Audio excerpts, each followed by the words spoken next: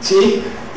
Presidentes que van a marcar no solo a Estados Unidos y a Gran Bretaña, sino que van a marcar a los gobiernos de toda Latinoamérica. En Latinoamérica vamos a tener una gran cantidad de gobiernos que van a seguir estas concepciones del rol del Estado, en el cual dicen, bueno, el Estado se debe retirar y debe dejar actuar a las fuerzas del mercado. Esta concepción neoliberal, ¿sí?, además se ve reforzada cuando en 1989 cae el muro de Berlín y en 1991 cae la Unión Soviética. El fracaso de la URSS, de la política del socialismo real, ¿sí?, hace desacreditar aún más las políticas estatistas, las políticas de intervención del Estado. Y es por eso que el Estado pasa a ser mala palabra. La intervención del Estado es asociado con todo lo que está vinculado al Estado, es algo corrupto, es algo que no deja, no permite el crecimiento de la economía. Y se proponen una serie de medidas de política que van a ser conocidas como el Consenso de Washington. El Consenso de Washington va a ser tomado por los organismos financieros internacionales, el Banco Mundial, el Fondo Monetario Internacional, y van a decirle a los países, y nosotros en Latinoamérica así lo hemos vivido, que lo importante es controlar el gasto público y ser muy disciplinados en materia fiscal, no gastar más de lo que ingresa. Liberalizar el comercio, abrir las economías al mundo, liberalizar las finanzas, desregular el movimiento de capitales, permitir que los capitales circulen libremente, fomentar las inversiones extranjeras directas como un motor del desarrollo, privatizar las empresas públicas y reformar el Estado. Esos son, a grandes líneas, lo que es el llamado Consenso de Washington. En definitiva, tanto el Estado como las organizaciones de la sociedad civil pasarían a cumplir un rol subsidiario, pasarían a cumplir un rol secundario. Lo importante es que el mercado pueda actuar libremente.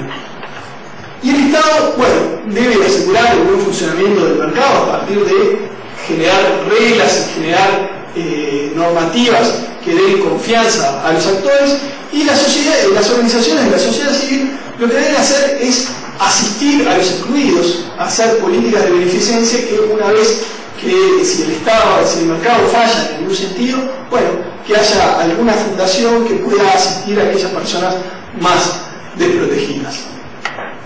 En esta concepción liberal, el mercado capitalista estaría al centro, el Estado sería subsidiario y las fundaciones y las asociaciones también cumplirían un rol secundario.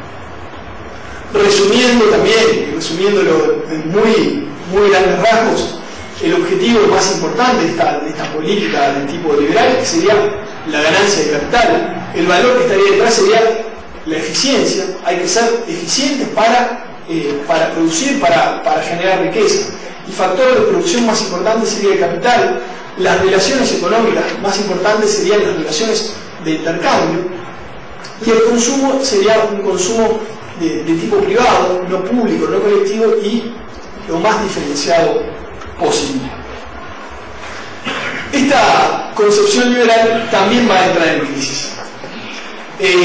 La primera crisis en la cual entra esta concepción liberal o neoliberal es porque desatiende las consecuencias del funcionamiento del mercado.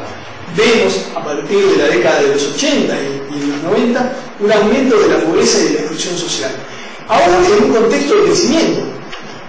En la década de los 80 no, pero sí en la década de los 90. En la década de los 90 nuestras economías crecen y la pobreza aumenta, la exclusión social aumenta. Tenemos una sucesión de crisis financieras enmarcados en esta regulación de los mercados financieros. Crisis en 1987, crisis en 1994, la crisis del tequila, la crisis del sudeste asiático, la crisis rusa, etcétera, etcétera, etcétera.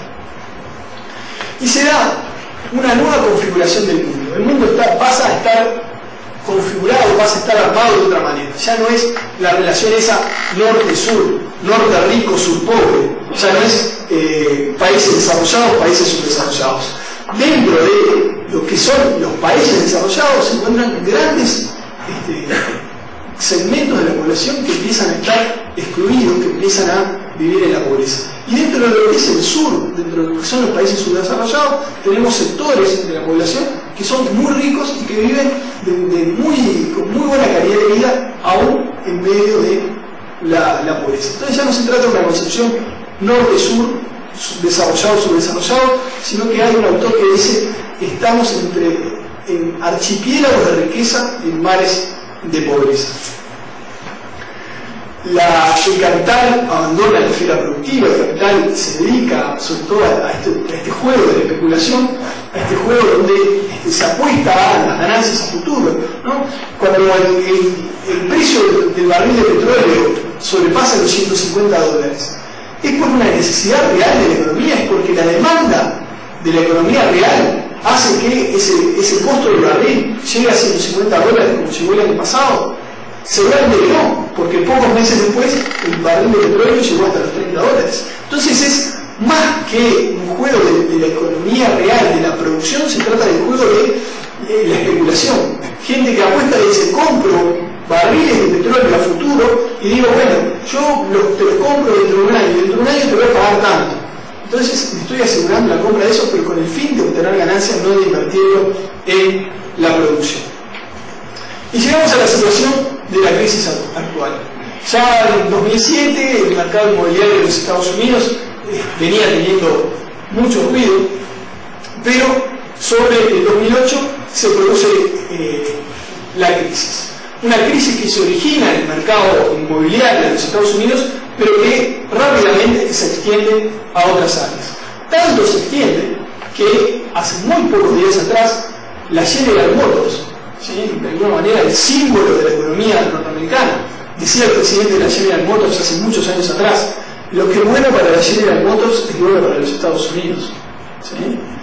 Evidentemente esta situación de la General Motors no debe ser muy buena para los Estados Unidos, pero un símbolo de los Estados Unidos como la General Motors da quiebra, ¿sí? Se presenta el concurso de acreedores. Evidentemente hay una situación de crisis. Y esta crisis que se origina en el mercado inmobiliario se extiende rápidamente a los distintos actores de los mercados financieros.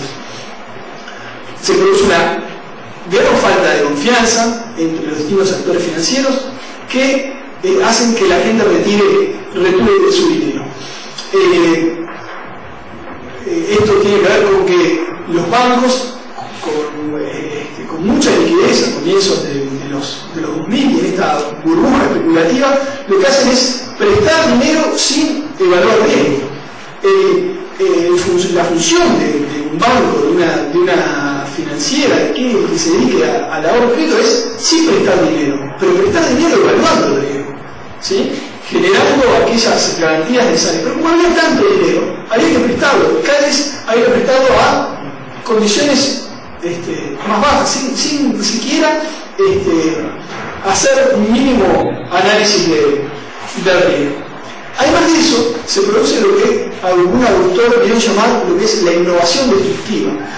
La creatividad, la inventiva de mucha gente puesta al servicio de hacer trampa. ¿Y qué tipo de trampas?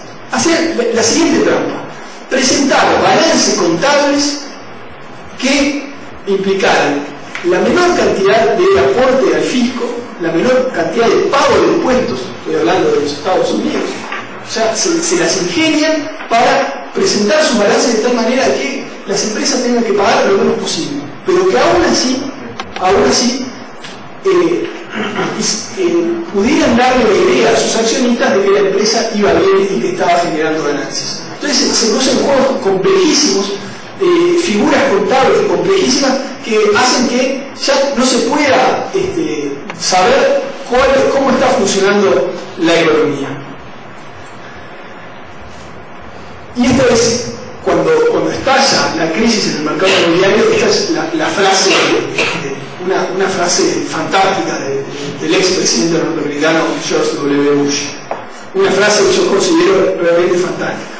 Cuando le preguntan cuál es el problema, le dicen, presidente, ¿cuál fue el problema? Lo que dice Bush es, El problema fue que construimos demasiadas casas.